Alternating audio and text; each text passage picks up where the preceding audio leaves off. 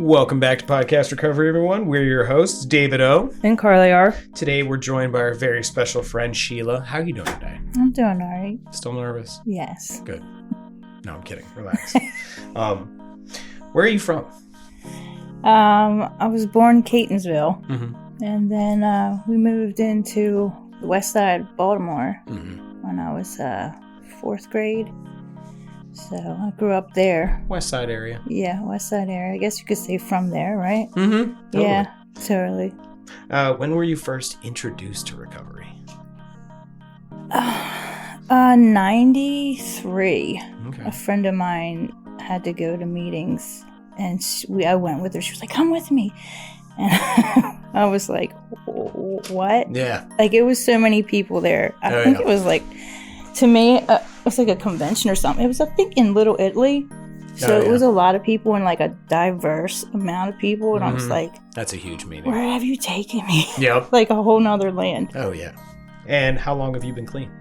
4 years. It'll be 5 coming up June. All right. Well, congratulations. And with all that out of the way, we're going to turn it over to you to share your story with us. So take it away. Hi, my name is Sheila, and I'm an addict. Hi, Sheila. Hi. Let's see. So my story is, I guess, thinking back, like my whole life, I just never felt enough, right? Mm-hmm. So my father was an alcoholic. My parents got married when my mother was like in high school, graduating. I was in her belly. They got married, I'm pretty sure, because she was pregnant. So 18, 19, and I don't know, I just, there were kids. And when did you have your first kid? Do you only have one? I have one, and I didn't have mine until I was 37, 38. Could you imagine having one at 19? No. Oh my gosh. My mother used to tell me all the time, using that, dude, that would have been fucking horrible. She would say, you need a kid. And I was like, no way. That is the worst idea ever. No way. Well, actually, when I had him is when I kind of started getting clean. Yeah. And like, I need to do something better for this infant, this baby, this life. I can't be selfish anymore because I was super selfish. Mm-hmm. So, with my parents being young and my dad, they just didn't know how to handle kids. And I was a lot of energy, like my son. And it's really hard for me too, trying to deal with him. And my dad, just being an alcoholic, he would shut me down. And I would always think, what's wrong with me? Why am I always getting punished when like I'm just being me? And so I grew up with something's wrong. I'm not enough. So I have low self-esteem, and I just, my whole life, what's wrong with me? What's wrong with me? So, I was born in the county, like I said, and we moved to the city, and it was like a whole new world, like, just like attitudes and people and things. And I was like, what is going on? And then this boy down the street from me was bullying us. My dad was like, you need to fight him. And I was like, I don't know what, so, Wait, did you ever fight any boys? Mm-mm. Really? I was I could totally see you punching a dude in the face when you were a kid. No. Yeah. I was like, no way. I never fought anybody. We always had fun and played. That was my whole life. Like fun, play, nothing, So, so another thing that happened to me is, now see, a family member touched me, right? Mm-hmm. I say molested. But it was a close aged family member. So, going over steps with my sponsor, she says that, this is like kind of a normal thing. I don't know how, but it happens fairly, but I had so much shame and guilt from that because there was so much chaos. So you were both kids? Yeah, we were both kids. And I participated. It felt good. Yeah. Because there was so much chaos and confusion and disrupt in my family that so addiction, right? Mm-hmm. Like that's a part of an addiction. Oh yeah. Sex, mm-hmm. Food. That's another one that I have because anything to make me feel better, any kind of escapism. Oh yeah. I was immediately drawn to, mm-hmm. And so, but because this happened, I felt so I didn't even realize that it was wrong or it was was even going on until I kind of hit puberty. Mm-hmm. And then I was like, and my breasts, and things. And I was like, what, this is not, why is he doing, like, you know what I mean? Mm-hmm. And so I started feeling really bad. And then I actually spent the night at a friend's house, a female, and she like did things and you know what I mean? And I was like, in the moment, it was like, okay. But then afterwards I was like, what just happened? And I was so like, the game and the shame and guilt from that and just like the confusion of my life and why is always the victim, right? Why is everything happening to me?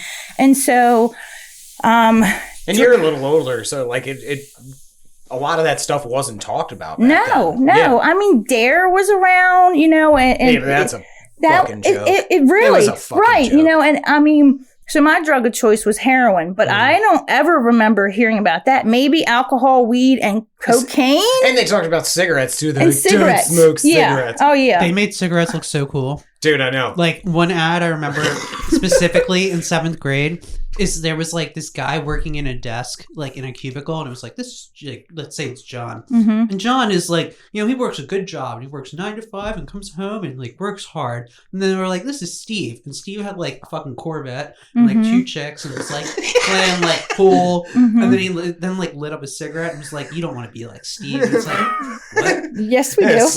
Steve looks like he's having a great time. Dude, I made this fucking ad. I probably told you, I got ratted out in the DARE program because I started smoking cigarettes super young because I was stealing them from my mom. Yeah. And some little girl, like, we're going over cigarettes, and some little girl was like, David smokes cigarettes. I was like, you bitch. I was like, what the fuck? And I was like, God damn it. And like the cop, like, grill music, you think that's cool? I was like, I don't know. I was like, leave me alone. I was like, I'm in 5th grade. Leave me alone, dickhead.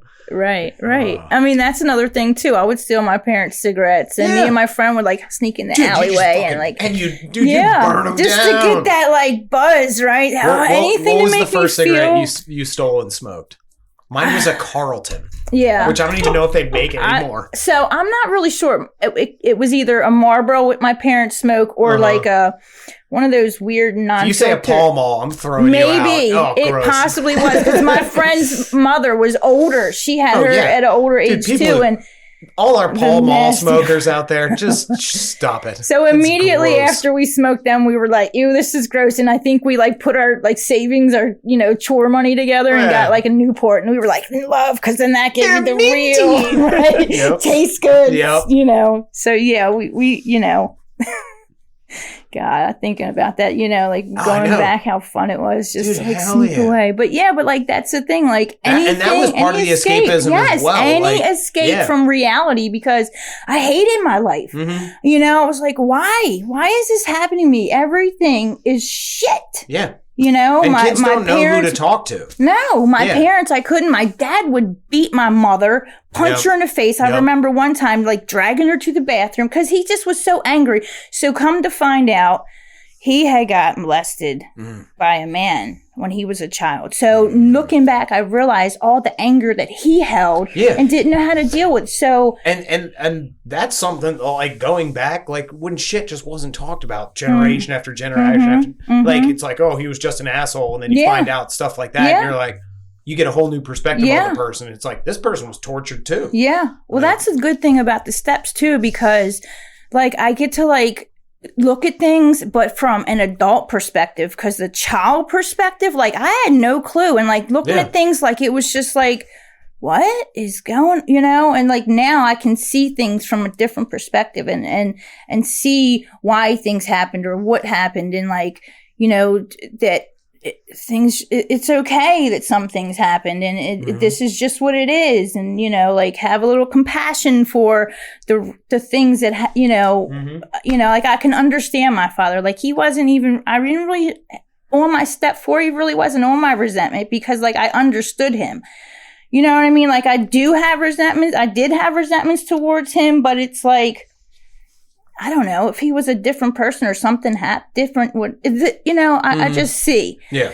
So, anyway, so I got, smoking the cigarettes. I would, like eat food to like fill the void. The molestation and all of that stopped pretty much when we moved to the city. And so, smoking, started drinking, smoking weed, and I actually started high school. Do you want to ask it? What? What was your first drink?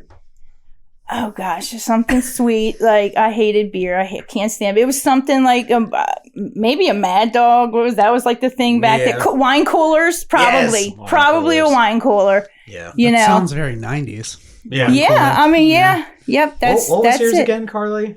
I don't remember exactly. I'm pretty sure mine was Malibu. But my dad always drank Rolling Rock.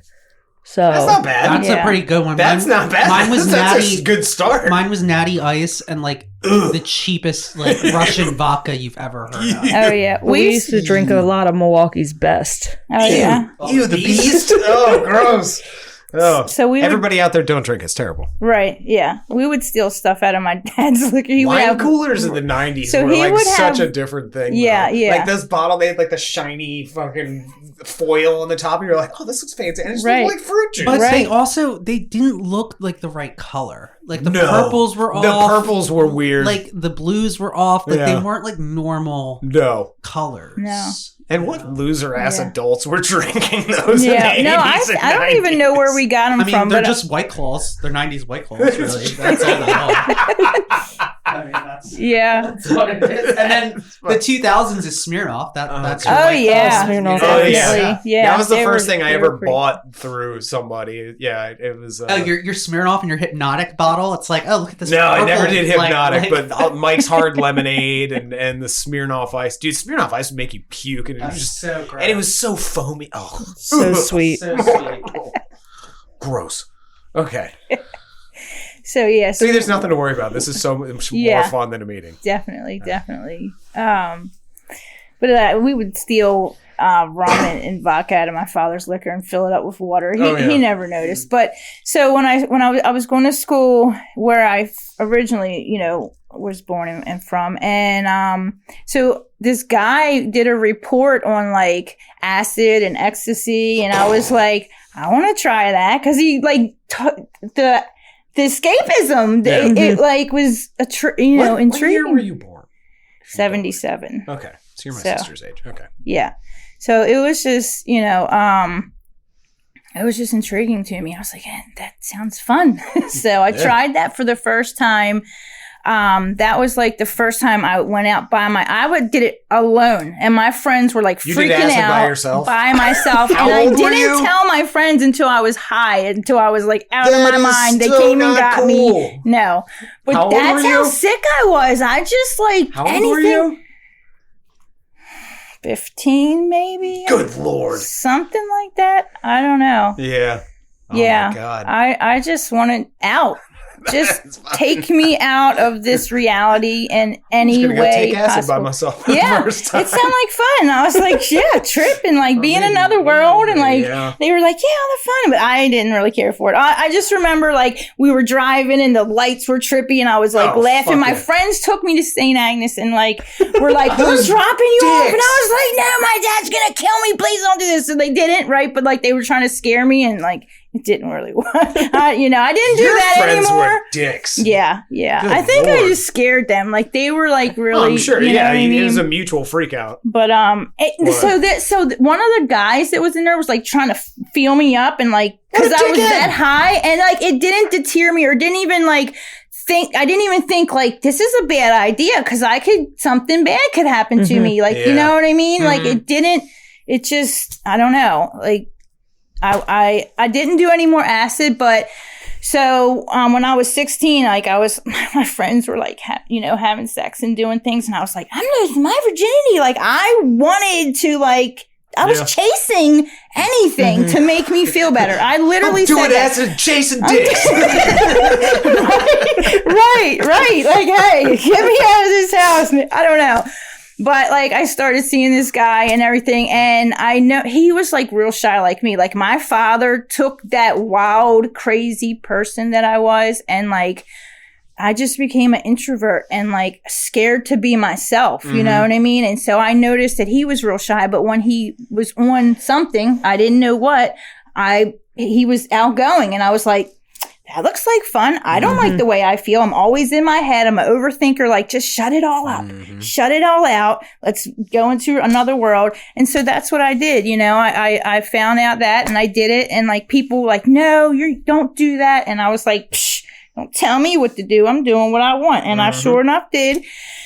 And me and the guy started like seeing each other, you know, on a regular. We were a couple and come to find out they were using every day and like, hey, here's free drugs. And I was like, sure. And then one day they didn't have any. And I was like, I feel like I got the flu. I think I'm sick. And his brother, he had a twin brother, was like, no, we just have a habit. I'm like, habit? What's that? I can't have it. Yeah. Oh, yeah. Well, you if you don't do this every day, you're going to feel like this. And I was like, what? My dad's going to kill me. Yeah. So I have to keep doing it because I can't tell my parents they'll kill me. Yeah. You know, and so around that same time, my mother finally like got up the nerve to leave him. I would tell him all the time, like tell her all the time, like, you should leave him. I hate him. He's such a dick. You know, he doesn't treat us right. He's abusive. He like he just had so much anger inside, even though he had stopped drinking when, you know, later on, but he just couldn't, I don't know. He just had all that anger. So she finally did leave him. And like, I had this whole fantasy of like how it was going to be. We were going to move in together and me and mom were going to be best friends. We were going to hang out. And she totally was like, peace out. I'm going to the bar with my friends and hanging out. And she didn't drink like that, but it was just hanging out because like I said, she was 18. A new freedom. So she had like, you know, so that like drove me more into the drugs because like my mother doesn't love me now. And that was like my best friend, you know, she was the only one, like she would stand in front of my father when he would like beat on us and tell him to stop and, you know, and it just was like my whole fantasy, you know, just like went out the window. And then school was like, hey, you haven't really been here and you're not going to graduate. And I was like, what? But I already have my cap and gown ordered and I'm ready to go. And they were like, no. So like my reality was yet crushed again.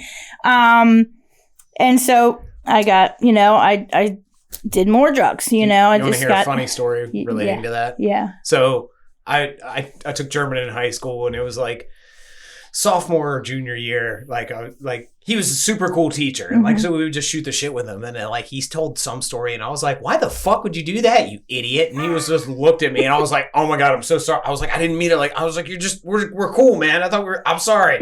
And he was like, don't worry, I'll get you back. And then fucking senior year, like 2 weeks before graduation, he was like, oh, David, you got a letter from the front office. I was like, or the guidance department. I was like, okay. And I read it and it was like, you're not going to graduate. You need to come see us. And so I go down to he was like, oh yeah, go down to the guidance office. I sit there for like a half hour, just like mortified.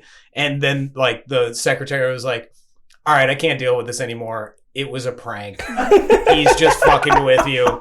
Go back to class. Because he had put it on like the official letterhead and everything. Right. And so I go back to class. Just my face is just cherry red just because I'm just so embarrassed. He was like, I told you I'd fucking get you. I was like, oh my god, you're the best teacher I've ever had. Right. It was fucking hilarious. But he just let me sweat for like a half hour, just shit in my pants. Just, I'm not going to graduate. Right.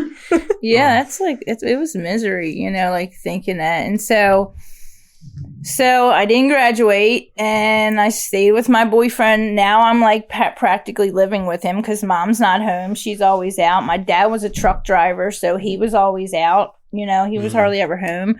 And my sister calls me one day. I'm down there with him and she's like, I haven't heard from dad. He should be home by now. So like I come up and I'm calling hospitals and morgues and police stations. And I finally get a hold of this like cop and I'm like, you know, my dad's missing. I need to know. And he's like, well, we talked to your neighbor. Like they're going to come talk to you. And I was like, no, tell me, I'm an adult now. Tell me what's going on. Like I'm all grown, right? And he's like, plain as can be, like cold hearted, like your dad's dead. And like like with no sympathy, it was just, and like I dropped the phone and I'm screaming and I'm crying and my sister starts crying and like it just, hell breaks loose, you know. And like then my mom comes in because they had called her, so she was on her way as I'm like finding out. And so yeah, it like really broke me because what it works. Like I hated that man, but like all I really wanted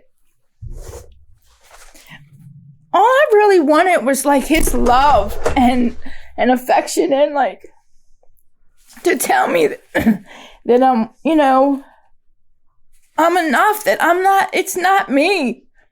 You know what I mean? And like, so I did see him like a couple days before he died, and like he was like, come in the bar with me and have a drink. And I was like, I can't drink. He was like, oh no, I'll get you a soda. So like he did have a beer, and I had a soda, and we like had a talk, and he was like, you know, for your age, you're like pretty smart, and you know, you like got your head on your shoulders and whatnot. And I was like, you know, thanks. So we had like a moment, and then that moment was like ripped. And see, he had stopped. He did have the drink. So I can't say he stopped drinking, but he stopped smoking. He stopped cussing. Like before he had passed, he was like talking to a pastor, became a born again Christian, got baptized. Like he was like on the path to like. He was trying. Yeah. Yeah. He was moving And the right then direction. it was just taken from me, and it like crushes me that like I'll never get to know the man that he could have been, you know, and like the relationship we could have built. And so like I still struggle with that. But so, you know, I did more drugs. I got deeper into it, and I started like shooting, you know, IV use, and you know, my mother bought a house back out here, and you know, it just I couldn't get away from the neighborhood because that was my life. You know, it was my life to run the streets because I didn't want to face reality. Like I know she would be like, you know, you need to get a job, but any kind of responsibilities was like super hard for me. And so, you know, I was like left the first boyfriend, got with another guy, you know, it would just jump from guy to guy. But before that, when I had left the first, this lady was like, hey, you're a young pretty girl, right?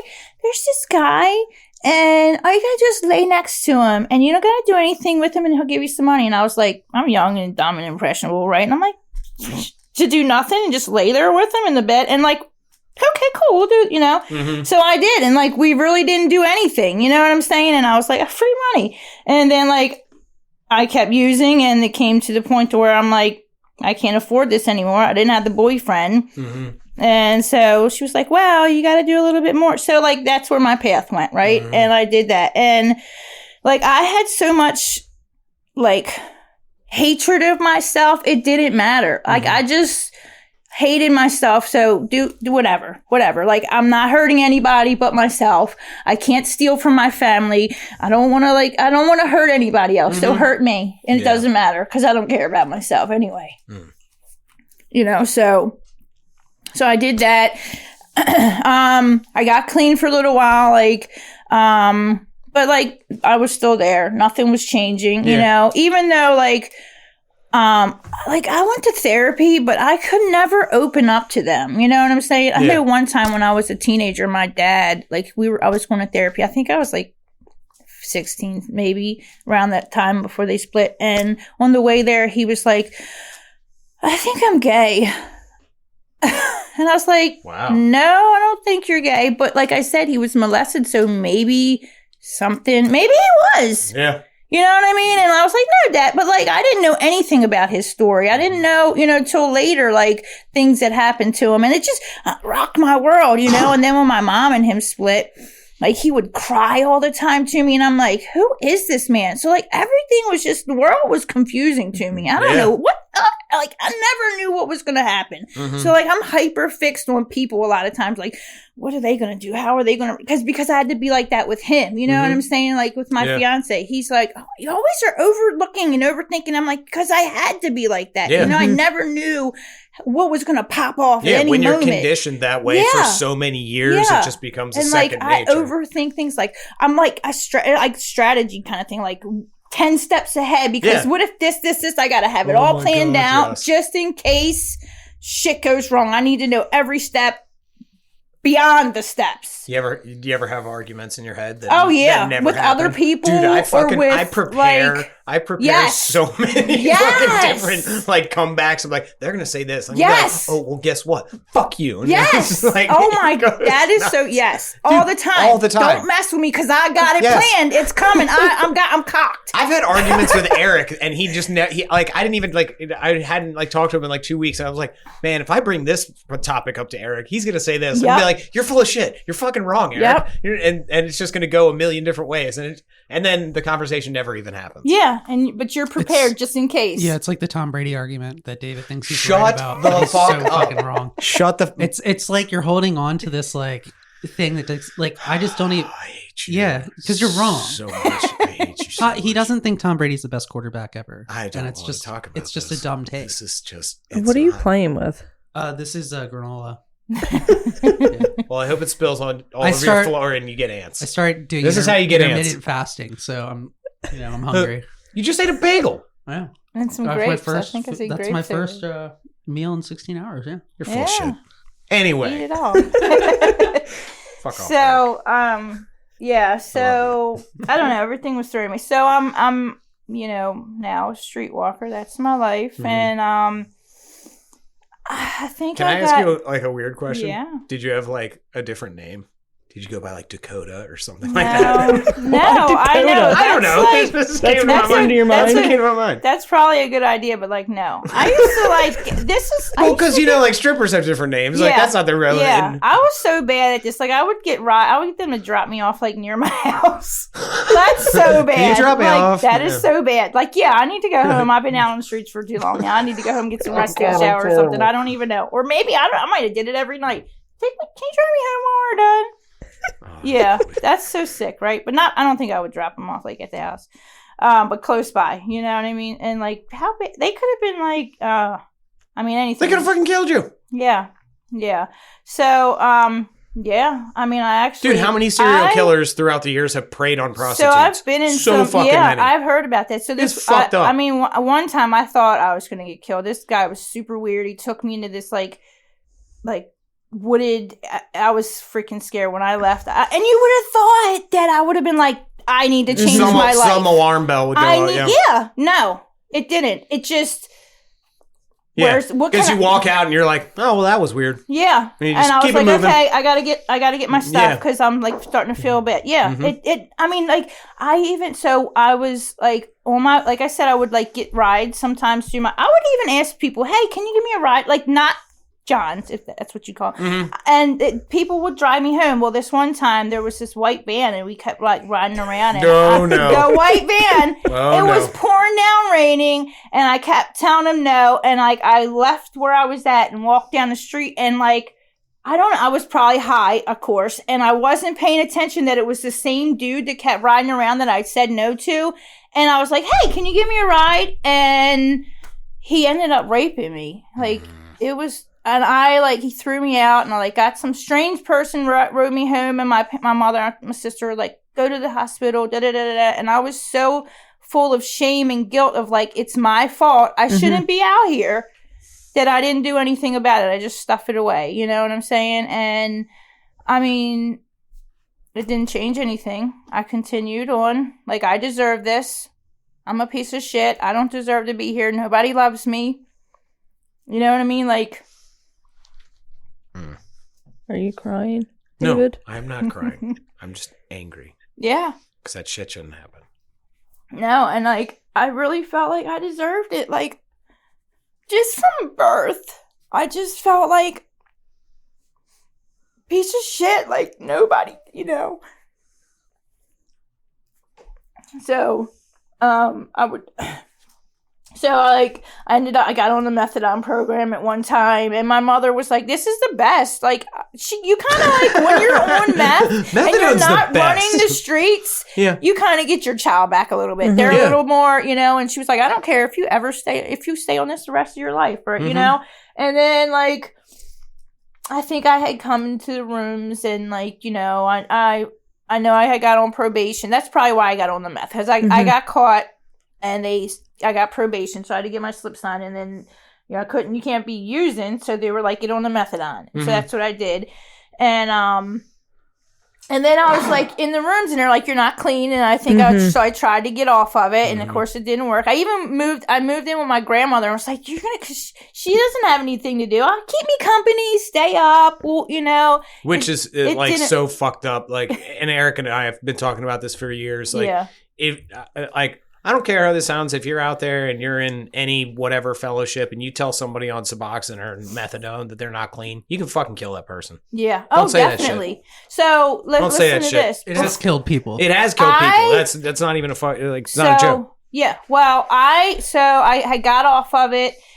I started using, and I was out there using for, I don't know, a long time. And then I went to a treatment center, met this guy, brought him home, because guys, make me feel pretty, and like make me feel like I'm worth something, which none of them ever did. Yeah. So, and then, I was with him for 7 years, and then we got on the methadone program. I think I just had enough, and I was like, look, I was on this before. At least we won't have to, I won't have to, do things and get money, because he was not... I was always taking care of him, and so we got on that, and I ended up coming back to the rooms, but and this is what I wish, a lot of people that are on the Suboxones and methadones, okay, they can't do the steps, but give them something else, because I wanted to do something, because I felt in my soul that I'm ready. I even disagree with that. I'm ready. Let them work steps. Yeah. I know people. I think there are some that actually do. I wish they would have, because my opinion, what's the worst that's going to happen? Yeah. Oh, you're gonna offend some dickhead in the rooms? Fuck you. Why aren't you allowed to read the fucking book if you're high? Yeah. Right. Yeah. Why? You can be I don't care. I will work steps with somebody who's fucking high. I don't care. Right. What's the worst that's going to happen? Right. Oh, they might sink in a little bit. It might sink in a little bit. Right. Just like the readings. We're high when you guys do the readings and shit, but it's something sticks. Yes, right? When you come back and you're like, oh. Yeah. Because I was out there. Even if they're high, somebody cares about me enough to sit here and talk to me and listen to me. Even if I'm just spewing bullshit, who knows? It doesn't fucking matter. Right. I don't care if you're high, methadone, it doesn't fucking matter. Find somebody who'll work steps with you. Call me. I'll work steps with you. Yeah. So I didn't work any steps or anything. I'm sorry, and you were heated. I'm heated that's how I get when I'm passionate about something. Like, woo! Yeah. It's okay, David. It's all right. So I ended up, I left that guy, and I ended up with another guy, almost immediately. We're the worst drug. And guys are worse than heroin. I'm in my late 30s, and I get pregnant.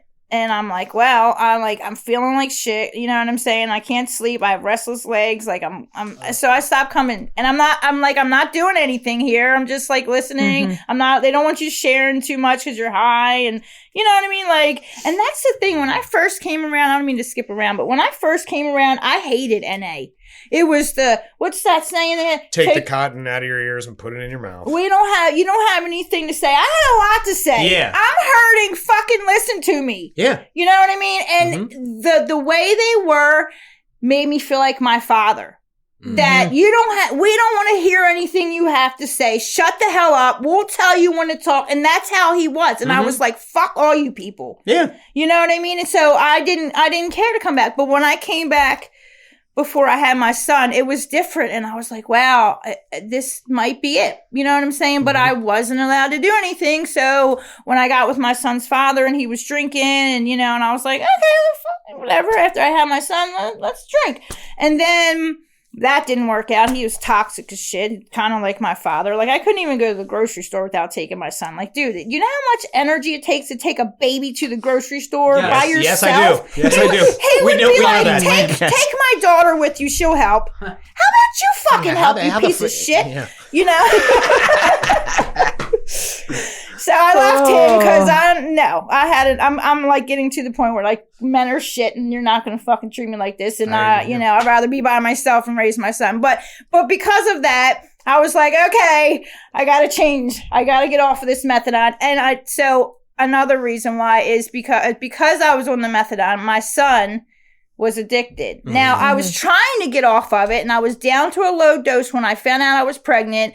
But I was so scared because I was in my late 30s, almost 40. Like, I didn't want to come off of that and take a chance of losing this baby. Like, you know what I mean? I always wanted, when I was younger, I didn't want kids. But when I hit my 30s and all my friends had kids, I was like, I'm going to be alone. I want a family, you know? And I'm not going to take the chance of like withdrawing and losing this baby because of that. So he came out and he was addicted. And watching him go through that, and I was like, I have to do this. If my baby can go through this withdrawal and go through this, so can I.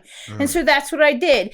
I weaned myself down. I did it. Took me about a year or so. And then by that time, my son's in his terrible twos. And I was like, holy shit, now I'm clean and I got to deal with this. I got a great idea. We'll smoke weed. That'll calm me down and make me feel better. It didn't work. It didn't fucking work, you know? And I'm not going to smoke in the house with him. So I'm like hitting the bowl out back. And like, just like, realization, like, bitch, you look like a fucking crackhead out here. Like, I'm looking around because I don't want any of the neighbors like seeing me and calling CPS and all, you know. So I was like, okay, you know where to go. You want to change. You want your life to get better. You know where to go. So I called my old sponsor and I was like, I need to come back. Can you meet? So she met me at a meeting. Actually, you were there. I sat literally right next to you. Oh shit. Yeah. And What meeting? What meeting was it? It was a Wednesday meeting at Rolling Road. So That's great, Yeah, it might have been yours. So, Yeah, like, normally I would sit in the back. I wouldn't talk to anybody. When they say, are you new? I was like, I'm not saying shit because I don't, you know, but like, I was like, it's time. Good call. Huh? Shut the fuck up, Eric. So I was like, when they were like newcomers, I raised my hand. When they did the key tag, I like got up and one of the girls from the rooms like gave me a hug, and I was like, just welcomed. And I never experienced that before in the rooms, That was you know? a fantastic home group. It was. Good choice. It was once upon a time. Yeah. Is it still around? It is. Is Yeah, it the only one it's- left at Rolling in No, Edmonton? there's 3. Yeah, that Four. is- Last Chance. Last still chance there? is still there. Yeah. One on Sunday- Tuesday nights there now. The noon meeting on Sunday is still there. Tuesday, Wednesday. Wednesday, and Thursday, I think, is there. Yeah. But I don't So know I if think they're all Is of doing that them. Friday Good. meditation Still meeting there. still Oh, there? it might be. Yeah, Yeah. So That yeah, there's a whole mild bunch. meeting's still there? Your meeting? Yes. Your So there's 5 still there, Here- at least. your lesser meditation meeting? Yes. Oh no, the Saturday's there too. It's Saturday noon, I think. Because I've done a meeting there for. Yeah. Yeah. If you need a meeting, Edmondson and Rolling. Yes, come. It's go a find bunch. it. That's how I got started. Like I did all their meetings, you know, and because I was from the, you know, this area, and I knew, and I felt welcome. But You then were when Jenny from the block. Yes, definitely from the No, block. God damn I it. brought the hood with me because I definitely didn't lose that. That was a solid reference. That's a J-Lo reference. I understand You what should- reference you it should is. give me props for that. Garrett and I just had a whole conversation about it, Oh, really? about Jenny from the Block, because we were listening to one of her and Ja Rule's songs last week in You the shut car. the fuck up, Eric. I love it. I love it too. And she drops the N-word, and I'm like, is that acceptable? So we had this whole conversation about it, and apparently there was a whole article and whole thing written Well, if like Ja's 15 in the years room, ago. if Ja Rule's co-signing it, I think it's Right. okay. Apparently he was the one who wrote the lyrics. It was a whole discussion on our way to Yerdine last weekend. That is so hilarious. I'm listening to Jenny from the block with Ja Rule while I'm going to my yurt. Hey, it was a good time. Okay, so we digress. Yeah. So It felt different. You got the hug. Yeah, you I feeling felt good. welcome. And then when I went outside, like normally I would like roll out, right? Because I don't know these people. But I was like, if I want something different, I gotta like be uncomfortable and do something different. Like that's the whole thing of life, right? You do what you don't want to do to make the change. So I just like stood around people, and I kind of like stood close enough to where like, you know, I could hear conversations, and anytime somebody said something I felt like I could relate to, I'd be like, yeah, blah, blah, blah. And then I would stop. That's how you do it. You know what I mean? Yep. But it was so weird and so awkward. But like, and that's why, like, so they say like the 90 and 90, right? It Because couldn't then have you been come nearly as around- awkward as Martin, because Martin would No. stand there and say nothing. Really? Dude, he would just stand there, just hands in his pockets, just like looking at like the conversation, and be like, all right, well, have a good night, everybody. I And it's like, definitely who the did fuck that. is that guy? Yeah, right. I And didn't know that's he how was you my feel. sponsee brother for like 2 years. And Herb was like, yeah, you know Martin? I was like, who the fuck is Martin? And he like sent me a picture. I was like, oh, that fucking guy? And I was like, you're his sponsor too? I was like, all right, yeah, I'll talk to him. Right, Whatever. right. Yeah.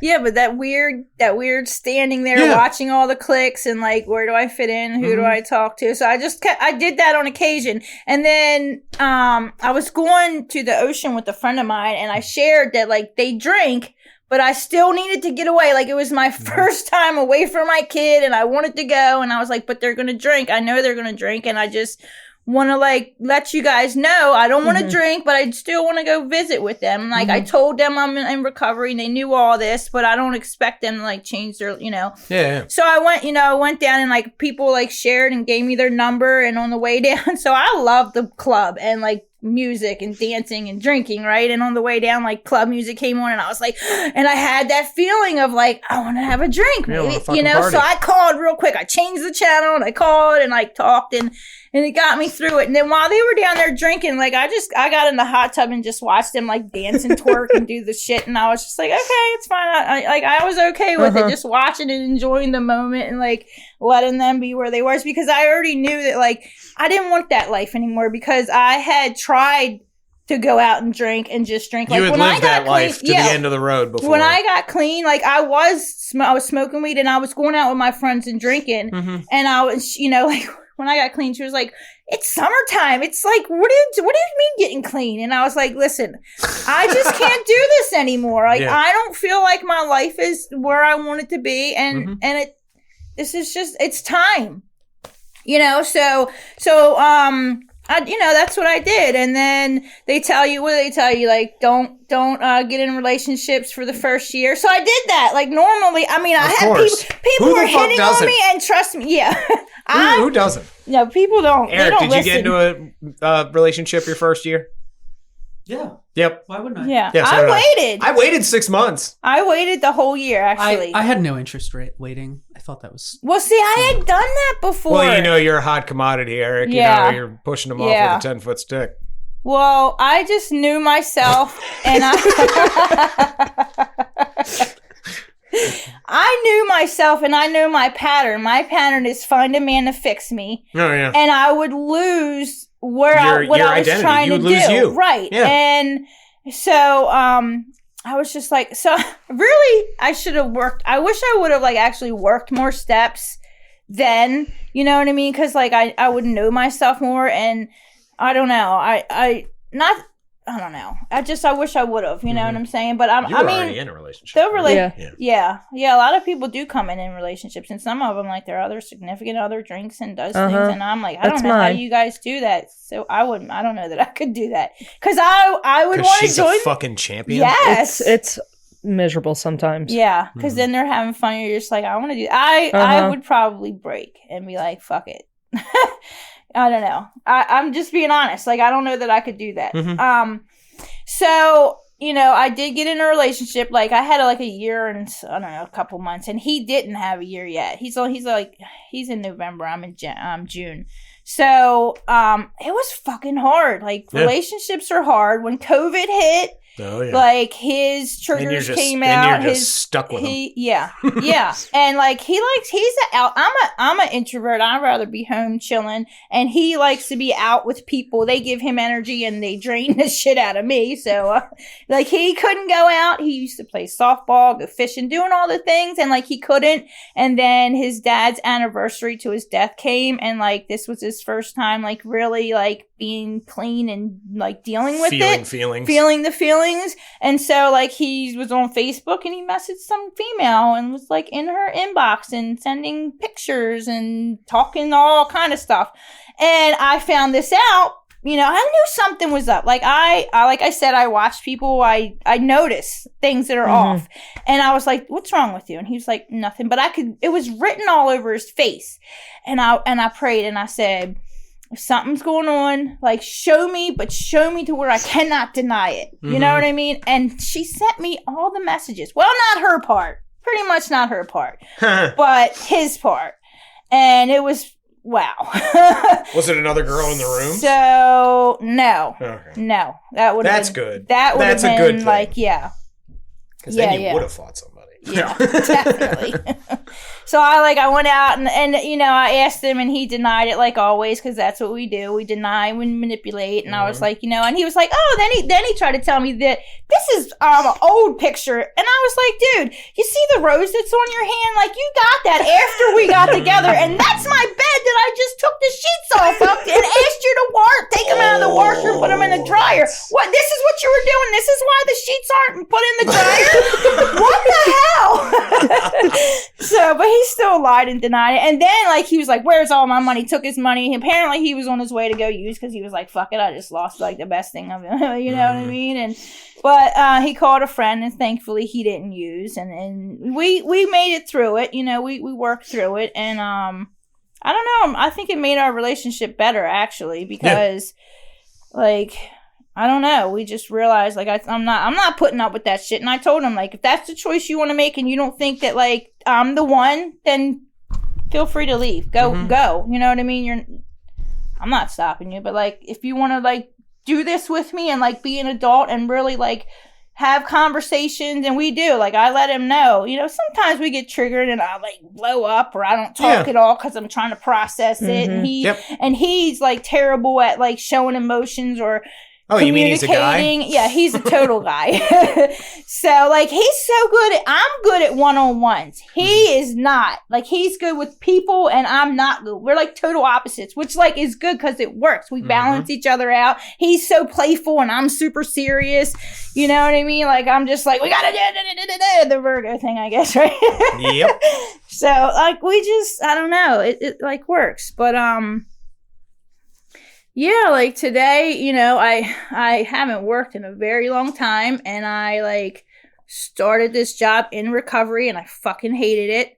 It was too high stress, too high strung, It's tough. I'm at the place in my life where I just want peace, and, I suffer from anxiety, and, you know what I mean, and it just makes it worse. It makes, my anxiety worse when everything gets high stress. And I think that's because I have the anxiety because I never knew what was going on in my house. And anything that's out of place, I'm like, something's about to go down. Yeah. Yep. So I get anxious, with my son, if he's not if he gets a little, because he's got ADHD, so he's wired most of the time. And if he's like that, it can get my anxiety up because I'm like, things aren't peaceful. Something's about to go crazy. He's about to spill something, and I'm gonna have this ginormous mess, or I don't know what goes on in my head because I overthink it. But so I'm trying to find the peace today, and I was going to school and I stopped that to do the work. So I'm now I'm just do I want to go back to school? Do I want to find a trade? Do I want to babysit? Because I'm have all this free time. Do I want to that's what I was thinking about too. Putting in the rooms. Hey, you need a night out? You want to go to a meeting? I'm your gal. Yeah. That's what my flyer's going to say. Yeah, there you go. That's perfect. I really think so. And I mean, I need the extra money, you know what I'm saying? And but my significant other, he's I will do this. Plus I'm taking care of his mother too. That's not, she's 88. That's not an easy job. She uses a walker. Yeah. She can't go up and down the steps by herself. You know what I mean? It's a lot. So that's another thing with the anxiety with the job. I was how am I doing all this? I'm only one person. I'm one person. My kid needs me. She needs me. He needs me. Everything needs me. The cats need me. I get it. I don't know how to do all this. Where's the manual? Eric's yes, the cats need me. The cats need me. The dog needs me. I mean, thankfully they're not that needy, but the kitten is. She's my. That was my fault. I bumped the table. She's I don't know. It's just a lot, but so. I don't know. I'm just trying to learn about myself, trying to find, who I am and learn about my triggers and my trauma and, just learn about life because, I hated life for a long time and, All right. So, well, we definitely have some questions for you. Okay. You go first. Really? Yes. Wow. Seriously? I insist. Because last time I stole one of your questions. No, Eric did. Oh, Eric. Because Eric, is just over there, and then he just comes in, out of nowhere. Your Iron Man mug. Yeah, so I am very much an overthinker as well, and I get stuck in my head all the time. So how have you found a way to shut it off or manage that overthinking? I don't know that I no, right, not really. I don't know.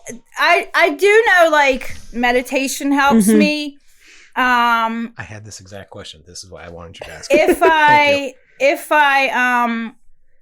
So sometimes I can notice that I'm doing that, and I'm like, holy crap, like, because so here's some of the things that, like, if I get real irritated, that I'm, if I'm like, because I've been in my head so much that, like, anybody that bothers me, because I'm stuck in how to figure this out, you know what I mean? And so if I notice I'm irritated, I notice, like, I'm just grumpy, I'm not paying attention to what's going on around me, then I'm like, oh shit, I must, like, be overthinking, and I must be stuck on trying to solve a problem. Like, I might need to meditate, or I might need to go out. I love nature. I might need to go out in nature. I need to get away. You know what I'm saying? So, like, it's not easy, because I can be stuck, because it's a habit, right? Yeah. I think it's a habit. And so I don't even always notice it, but I do try to notice some of the cues that I'm overthinking, or if I notice I'm having the same repetitive thoughts, or at nighttime, if I can't sleep, I'm like, okay, what the hell is going on?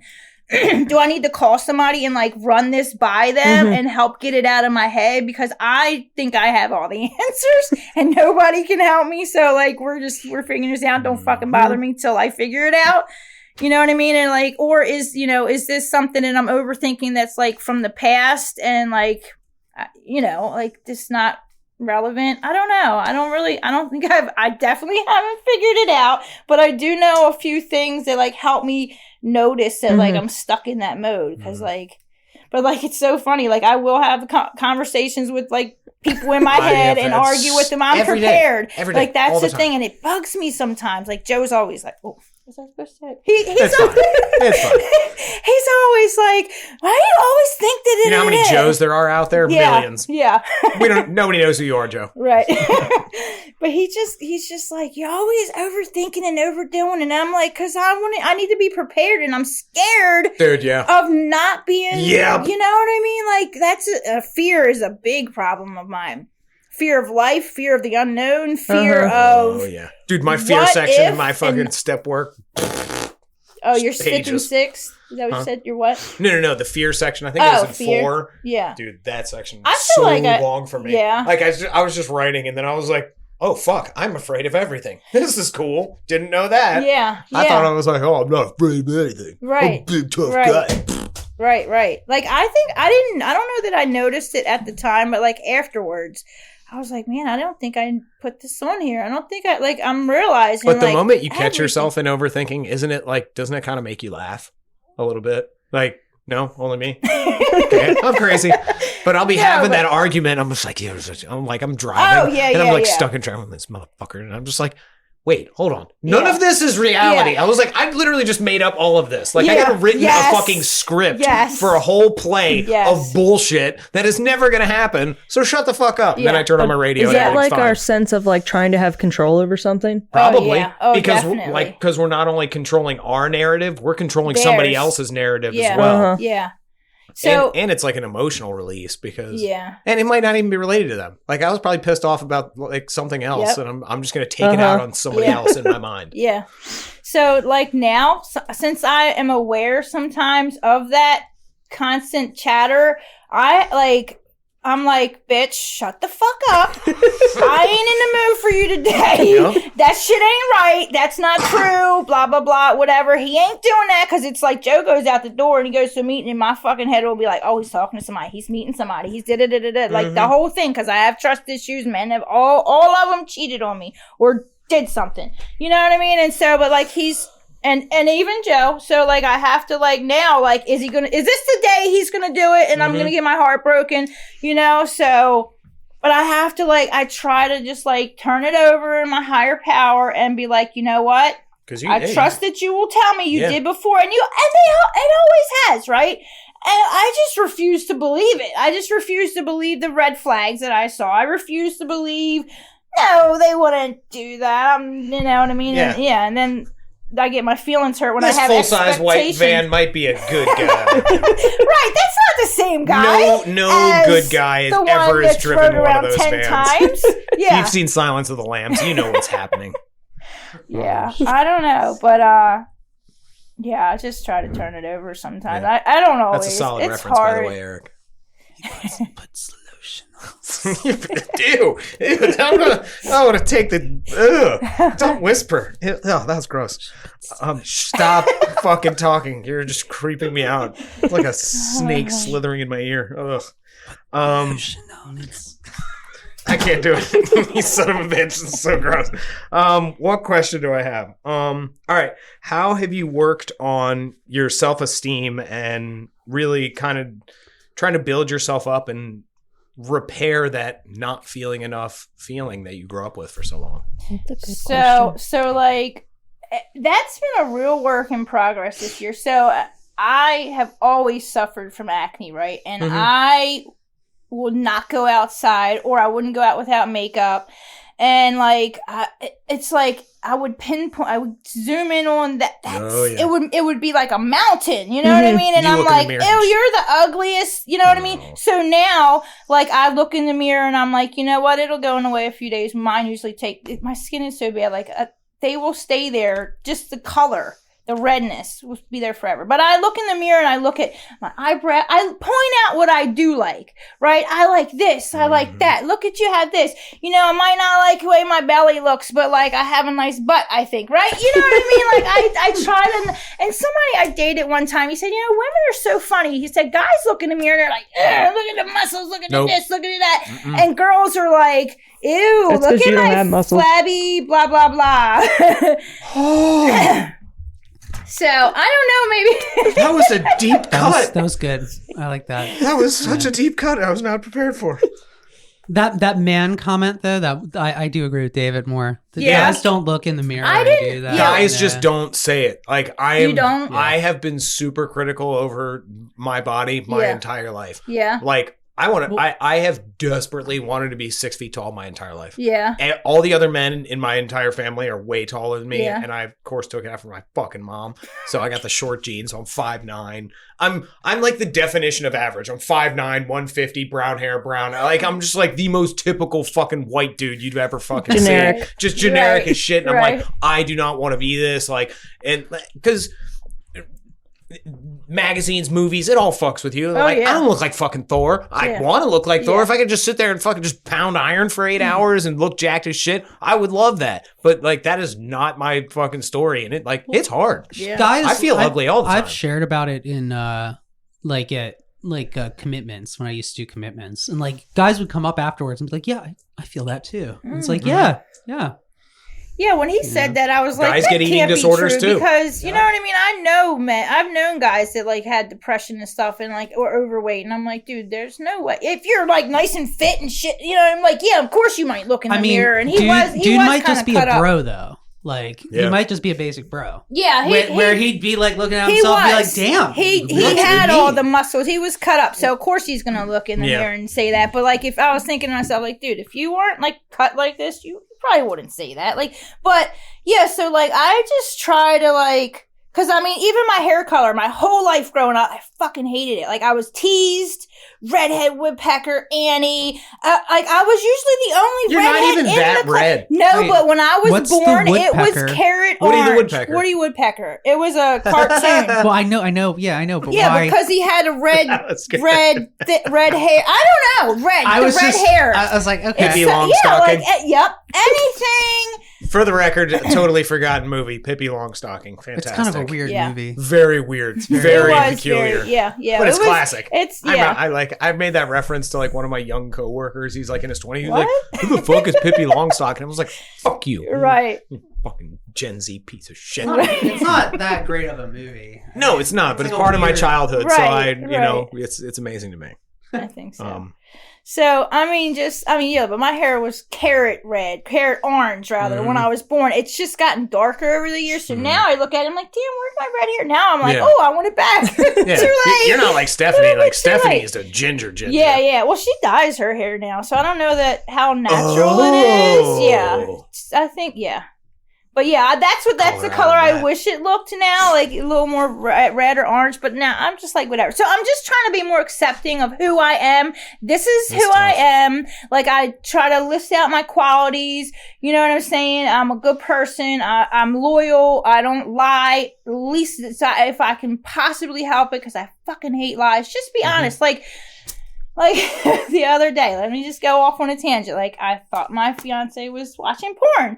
And, like, you can go into your settings and delete stuff out of your search bar. And I caught it open. And I was like, oh, were you deleting? And, and he was like, no. But I could see on his face, like, that child lie looking face. And I was like, let me just tell you something. Honestly, I don't really care if you watch it, as long as it doesn't interfere with us. Because that was, like, a problem he had when we first got together. He was single for forever.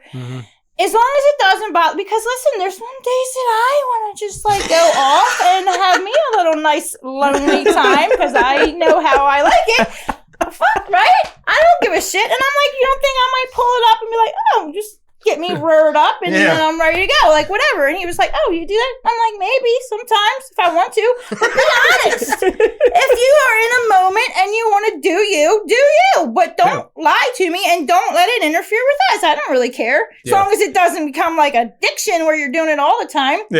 Like, I try not to lie. I love you gotta do what you gotta do sometimes. Be honest. If you don't want to, like, just be honest. Like, I as long as it's not hurting anybody or hurting anybody's feelings, like, I wanted to have a personal moment.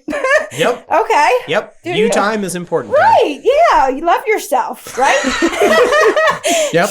That's how you love yourself. How to love yourself, right? So that's just where I'm at. I just, like, I try to, like, look at myself today and not tear myself down. And I just try to, like, I am good enough. Like, I have a lot of good qualities. I'm a great mother as far as I know. My kid hasn't told me he hated me, but wait 10 more years. Then there'll be a teenager and their opinions are relevant. Something that I didn't do right, but I'm trying. Like, I really do try to be, All right. What else you got, Carly? So after we get clean, like after we stop using, we have to finally start to deal with all that shit we stuffed down for so long. So what has your experience been like processing the death of your father? I don't know that I've actually processed that yet. I don't even know how to process that. Like, maybe it'll be on one of the, I'm on my 6th step, so I don't know if it will come up, because I still cry. I don't know. I don't really know. I just try to look at it like, I think he was in so much pain and that it was probably better for him. And maybe my life wouldn't be where it is today if he would have survived. You know what I mean? So, I don't know. Maybe things are meant to be the way they're supposed to be. The only time, honestly, I don't really think about it too much, right? It doesn't, on his anniversaries, I missed certain things about him. Wasn't all that great, but there are some things, I try to, like, look back and think of all the good things that we did. Like, we always went on vacations. Because my grandmother lived in Florida, we went to Disney World.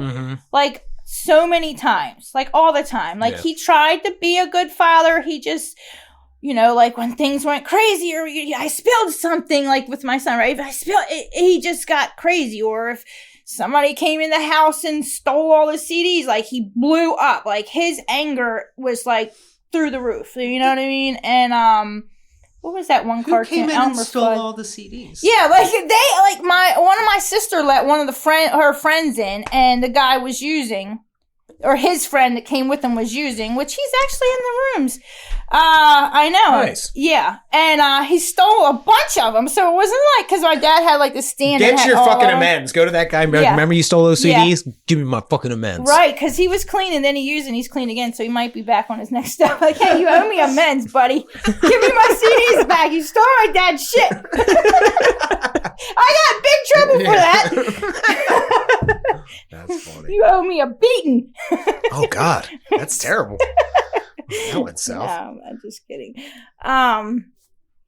where was I? What were we on? Dealing with tragedy. Yeah, trauma. dad's death. Yeah. I just, I don't know. It just makes me sad, but I don't really like dwell over it like, in the year round. It's just when it comes up, when I share about it, it touches me. It makes me sad, but I guess because this was in 95 that he passed away. So it's been a long time. And I don't know. I just try to like look at it like my life is where it is today. And I wish he was a part of it, but I don't know. I don't know how to like eventually get to that point. I'm sure I would probably have to talk with it. The more I talk about it, maybe the more it gets better, Mm-hmm. Anybody got any suggestion? I'll take it. Any suggestions? Do you have any suggestions? I don't. Yeah. That's why I asked the question. Yeah. You deal with it too? Yeah. Like I had to deal with a specific part of it because my dad went into cardiac arrest right in front of me and like was pretty much brain dead until he passed away. So like for the first couple years of recovery, like I had to figure out how to stop blaming myself for it. So like I had finally gotten, for the most part, stopped that and got over that. But then just the death itself is like still, it still needs to be processed. Is it new? What was it, like 7 years ago? I think it was New Year's Day, 2016, he passed away. Yeah. So 7 years. My mom was 4 years ago. I was already in recovery when that happened. So that was like processing it differently. Yeah. Because I was already feeling everything right away instead of stuffing it down and using more like I did when he passed. Yeah. So. Yeah, honestly, I think time and, is one thing that's helped me. It's just the more it goes by, the more you just, like my grandmother, like I took care of my grandmother. She got dementia and I was on methadone and everything. And I have guilt today because I was a mess and I don't feel like I took care of her very well. You know what I mean? Like she would fall on the ground and I would be like, I can't help you. And I would, I would call somebody, but I didn't really I tried to pick her up. I couldn't pick her up. I just felt like I could have done more. You know what I mean? Or been a little nicer because I would she wouldn't remember me and I'd be like, I'm not such and such, and I wasn't abusive, but I don't feel like I would have took care of her, as good as I would now. You know what I mean? I take care of Joe's mom and I cause she has depression and stuff and I try to talk to her and I try to take care of her and with my grandmother, I didn't know what to do. I didn't know how, maybe because I kind of was taking care of her. I have some kind of, skills maybe, and I'm better at it in my mind state is, but I feel like we would have talked more, which would have been nicer, instead of feeling resentment because I was losing my grandmother while she was here. Yeah. She wasn't in her state of mind. And so I was so sad and angry that I maybe wasn't been the compassionate and kind to her I feel like I should have been, so I have guilt over that. And then when she passed away, it was just I had a video, I was recording her Mama, and I'm like, Mama, hey, and I'm like, what the hell? I was a mess. I don't know, but we didn't have nobody could stay with her, you know what I mean? My mom would come after work, but I don't know, she would when she would go and grab snacks and I'm like, no, you can't have this. If you want something to eat, I'll fix it for you. But I wasn't kind. No, my mom, I'll fix you something. It was, I don't know, but I just know that I'm trying to be a better person today because of that. And you know what I'm saying? And I don't know, that's a little bit off the top. That's all right. Of not beating myself up. Yeah. You know what I mean? I was a different person it's and still I can't wreckage really from our past. Yeah, I can't I can't change it. I can just be better today. Because that's another thing about overthinking. I will think about something I did wrong 20 years ago. Definitely. 20 years ago. Yeah. I remember when a girl laughed in my face when I asked her out in 3rd grade. Yeah. Yeah. Yeah. Thanks, Ashley Johnston. You made me feel like shit for the last fucking 25 years. Yep. I don't want to talk about it. Yeah. Third grade. He's an early bloomer. Yeah. Oh, I had this biggest crush on this boy. Girls. I wanted to walk her home. I wanted to hold her hand and walk her home. That was it. That was it. I actually wrote a story because you had like story time. Yeah, I wrote her a story because then we had to like read it out loud. Look at this little romantic. You read it in front of the class? Yeah, I read it in front of the class. That's probably why. I read it in front of class, and she embarrassed the shit out of me. She never talked to me again. You you embarrassed her, right? Yeah, you did. You embarrassed But I was her. I was trying to be sweet. Right. It was a story about how like I would walk. It was literally a story about how I wanted to walk Ashley home from school holding her hand, and that was it. Yeah, and, but like, that's embarrassing to her because now you just put her on blast in front of everybody, the whole class, instead of keeping. Yeah, I mean, she could have been an introvert, like a personal kind of person, and you just let the whole class know. And you essentially I later proposed to her at Yeah. a fucking O's game. That's essentially what you did there, right? So that's what she's thinking in her mind. Yeah. I later found out she was Mormon, so I'm like, oh, I dodged that bullet. That was my rationale. That was one of my rationales. Maybe to, like, that's why she said no. Make That me was feel your- that better. was your higher Probably, yeah. power She was like protecting super religious. Uh-huh. Right, Dude. your higher power was like, no, this is not your one. She said, oh shit, I'm going to get in trouble But if, yeah, like if my Dad first, sees a but boy holding my hand kissed walking a me girl. home. I first kissed a girl in like 4th or 5th grade. Look at you. Yeah. What about you? 4th. Yeah. Do you remember your first kiss? I don't know so here's another story, like, because I actually was like with a neighbor boy. We would, and I was pretty young too, probably like 5 or 6. Like that's the type of stuff that happened to me, and it like ended up trickling out, like. Yeah. But I don't know if we kissed. I think my first kiss, I was probably like 12 or 13. It was some boy that I met at like the mall, and he walked me home and kissed me. But my first like kiss I ever really remember, it was like one of the greatest. Like I was like 16. Was with the guy. He was a great kisser. Oh my gosh! You know that first great kiss, I've overplayed that. Like, I'm like, was I a good kisser back then? I was like, did I kiss her well? I thought I did. I don't know. Maybe I should try again. I should look into this. Shut up, Eric. All right. My last question.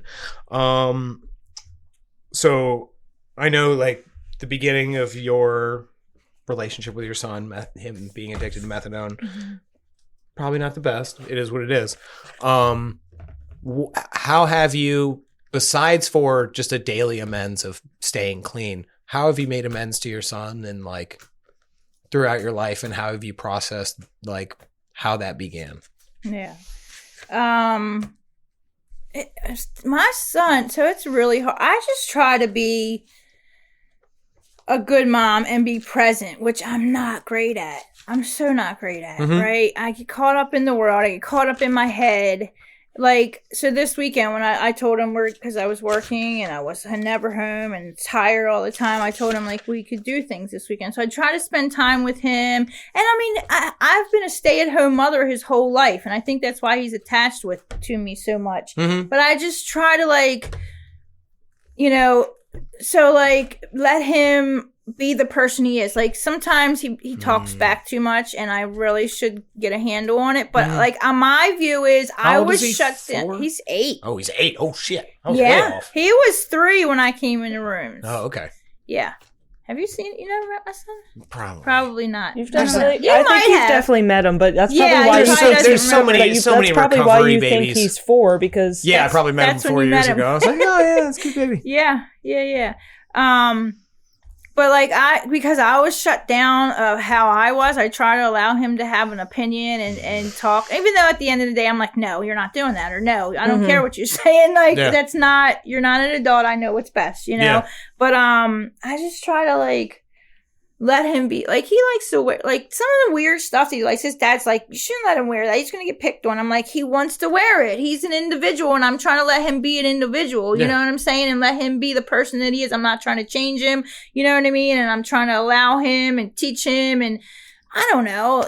So I don't know that I'm making amends. It's just to stay clean and continue to do that and be the best mom that I can be, even though like I don't think I'm a great mom sometimes. Like I overthink all of that.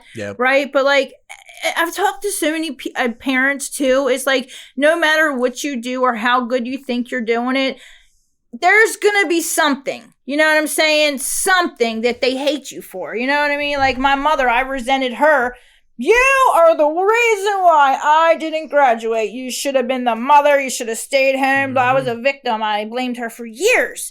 But like, you know, she did the best she could. She stood in front of my father when he beat it. Like, she defended us. And now I was 16, 17, like I'm almost an adult. Come on now. You don't got it. You don't got it by now. You need me to still hold your hand. You know, like, I mean, come on. Like, you know, I can't blame everybody. And at that time, she wasn't going to make me, like, I was using. She wasn't going to make me do anything. I already was I was an adult already. A 16-year-old, what the fuck are you going to do? But you chain me to a radiator? Right. You know, like, I was like, you should have made me go to school. I would have graduated.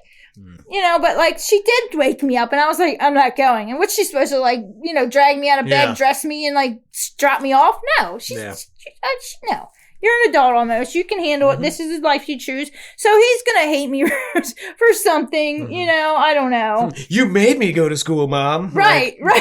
Fucking right, I did. Right, I made you do that. Like, I hated my dad for making us clean the house every Saturday. I hated him. How dare you? And now I'm like, oh, I'm kind of glad that he showed me because now I had to freaking take care of shit. Like, you know what I mean?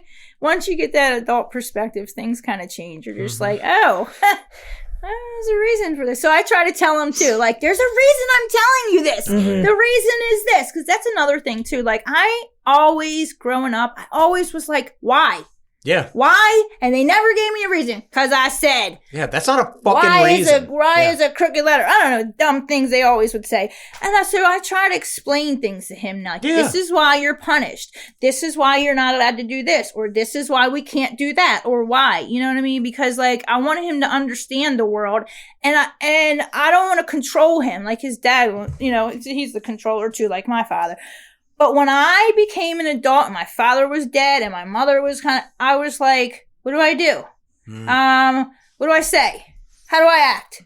What happened? What do I do? I don't know. How do I act? I think that every day. How do I act? How am I supposed to? Because it was like, he controlled a lot of things. And I'm just like, I don't know. Even though they told me things, it was more like, this is what you do, but I'm going to do it for you. I don't know. That was my thinking, you know what I mean? And like, I had a hard time with I things. learned more about how to act by getting it wrong as an adult than what my parents told me when I was a kid. Yeah. That's about it. All right. Failure is a big teacher. Yep. And that's usually how I figure it out. Oh, fuck yeah. All right. Well, I think we're all out of questions. So we would like to thank you for joining us today. Woo! It's great to be here. Yeah. So 1 quick minute, talk to anybody out there who's struggling, needs to hear a message of hope. What do you have to say to them? Just, don't give up. You are worthy. You are capable. Learn about yourself, right? Talk to people, because there's so many people out here that want to help. The rooms are not like a cult. They're just people that know. I love the rooms. There's people that know how to do what I don't know how to do, right? And I can come in here and say, hey, I want to go to school and I haven't been there in 20 years. How do I do this? Hey, my kid is going through this and I don't know how to do this. I don't know how to be a parent. How do I do this? Hey, a job. Hey, a resume. Hey, help me, right? Yeah. And there are people out there, because I felt alone for so long. Nobody understands me. Nobody can help me. Nobody's like me. You know what I mean? And it's not true. Like, we all think like that. I don't know. Maybe. I know a lot of people, right? We don't think we're enough. We don't think we've got the right body, the right brain, the right money, the right anything, right? A lot of us suffer from that. And so you're not alone, and just hang in there, come to the meetings, we'll help you, we'll guide you, we'll love you until you love yourself, because I didn't love myself when I came in. Somebody else had to love me, and today I can be like, you know what? I'm going to be okay if this relationship doesn't work out. I'm going to be okay if this job doesn't work out. I'm going to be okay, right? As long as I don't use, because that didn't work. Yep. All it did was make things worse. Yep. And then I had to dig out of a bigger hole, because now I have addiction and drugs, and it sucked. I'm just so glad to be on this side and starting to learn life. Yeah. So I hope I helped. Yeah, fantastic. Hang in there. All right. Well, we'd like to thank you again. And here at Podcast Recovery, we are aiming to expand the scope of support for recovering addicts. Accessibility and convenience of helpful services is paramount to combating addiction. We work to bring the message of recovery to every addict wherever and whenever it is needed. We believe that a powerful voice of recovery should be obtainable, practical, and at the touch of a button. Every addict deserves to hear a message of hope, and Podcast Recovery is here to provide it. Everybody, thank you for joining us once again. Go to all our social media outlets, Twitter, Instagram, Facebook. It gets the hose. God damn you. Or go to our website, podcastrecovery.com. Like, share, subscribe. If you'd like to become part of the Podcast Recovery family, please join our Patreon because we are self-supporting and need help keeping the mics on. But, guys, we are also going to need another sound manager. So if you know anything about that, you can replace Eric immediately. Oh my God. But most importantly, everybody out there, please Stay safe and stay clean.